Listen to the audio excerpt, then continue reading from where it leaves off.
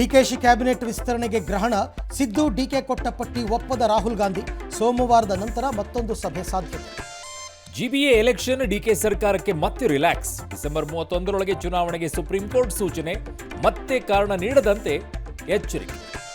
Bidadi township ವಿರುದ್ಧ BJP ಪಾದಯಾತ್ರೆ. ಇದು ಲ್ಯಾಂಡ್ ಮಾಫಿಯಾ ಅಂತ ಆರೋಪ. ಕನಕಪುರ ಏರ್ಪೋರ್ಟ್ಗೂ ಆಕ್ಷೇಪ. ರೈಲ್ವೆ ಇತಿಹಾಸದಲ್ಲಿ ಹೊಸ ಕ್ರಾಂತಿ.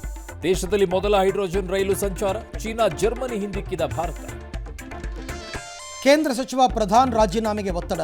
ಉಪವಾಸಕ್ಕೆ ಕೂತ ವಾಂಗ್ಚುಕ್ ಪರಿಸ್ಥಿತಿ ಮತ್ತಷ್ಟು ಕ್ಷೀಣ.